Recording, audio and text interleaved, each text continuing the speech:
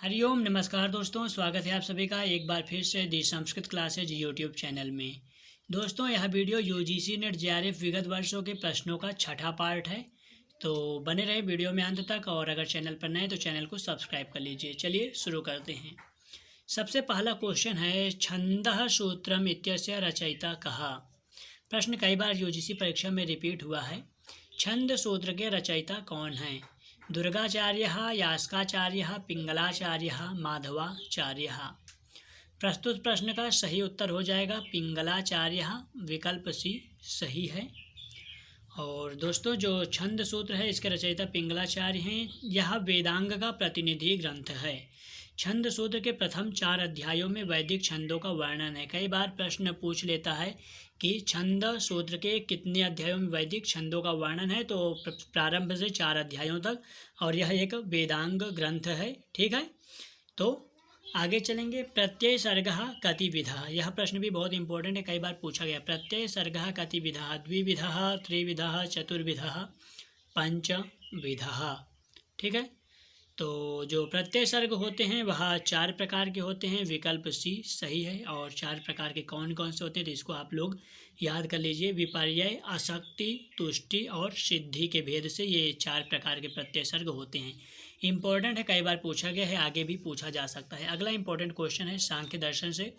सांख्यानुसारम सृष्टि कारणम किम, सांख्य के अनुसार सृष्टि का कारण कौन है? पुरुष, प्रकृति, ब्रह्म, प्रकृति पुरुष संयोग। तो मित्रों, सांख्य एक ऐसा दर्शन है जो सृष्टि में ईश्वर को कारण न मानकर प्रकृति और पुरुष के संयोग को कारण मानता है। अतः विकल्प डी सही उत्तर हो जाएगा। ये प्रश्न भी यूजीसी में कई बार रिपीट हुआ है। नेक्स्ट इंपॉर्टेंट क्वेश्चन है, सांख्यैः कति तत्वानि स्वीकृतानि, सांख्य मत के अनुसार कितने तत्व होते हैं? तो दोस्तों, सांख्य के अनुसार 25 तत्व होते हैं, और ये बहुत ही फेमस प्रश्न है, बार बार पूछा जाता है। सांख्य 25 मानता है, इसमें एक प्लस कर देंगे, ईश्वर को जोड़ देंगे तो 26 पदार्थों को योग मानता है। किंतु ये 25 तत्व कौन कौन से, इसको भी आप लोग जान लीजिए, ये भी पूछा जा सकता है। ठीक है, तो रट लीजिए। पुरुष है, प्रकृति है, महत है अर्थात बुद्धि, अहंकार, मन। पुरुष प्रकृति मन बुद्धि अहंकार, पुरुष प्रकृति मन बुद्धि अहंकार।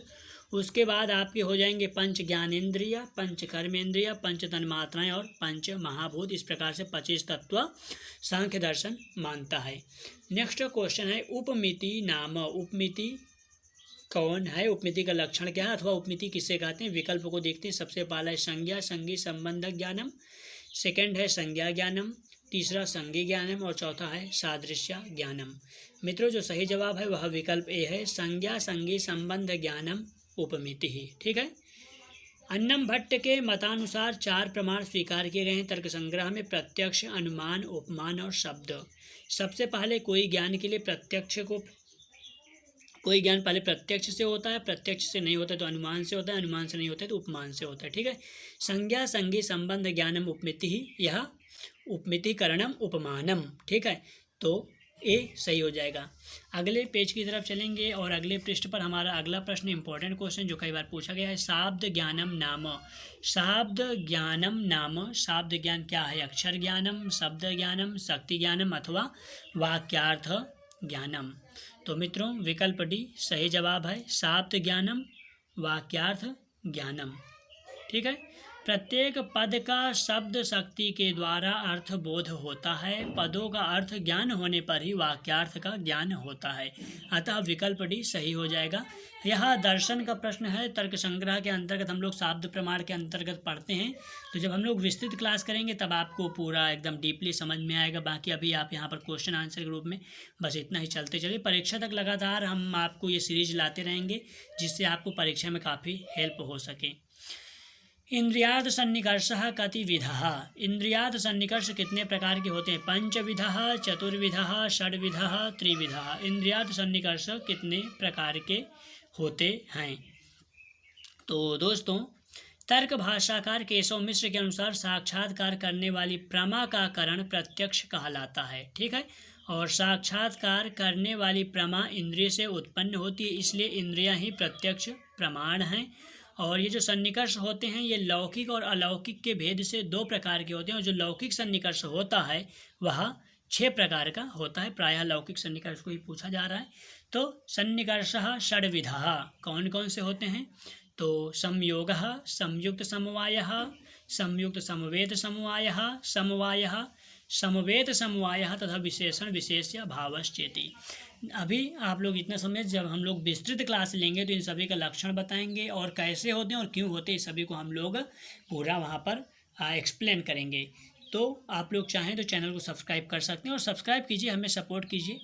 नित्य द्रव्य वृत्ति ही विशेषास्तु डॉस डॉस डॉस एवं, यहाँ पर डेस डेस, यहाँ पर खाली जगह पे हमें सही विकल्प को चुनना है। विकल्प है अनंता, पंच, षट, चत्वारः। मित्रों सही जवाब हो जाएगा अनंता। नित्य द्रव्य वृत्तयो विशेषास्तु अनंता एवं, ऐसा तर्क संग्रह में पंक्ति आती है। तर्क संग्रहकार अन्नम भट्ट ने 7 पदार्थ माने हैं, द्रव्य, गुण, कर्म, सामान्य, विशेष, समवाय, अभाव। उसमें से जो विशेष है वह अनंत है तथा नित्य द्रव्यों में रहने वाला होता है, तो विकल्प ए सही हो जाएगा। अगला क्वेश्चन है वेदांत सारानुसारम अधिकारी भवति। वेदांत सार के अनुसार अधिकारी कौन है? ब्रह्मचारी, गृहस्थ, साधन चतुष्टय संपन्न, प्रमातः अथवा अज्ञः।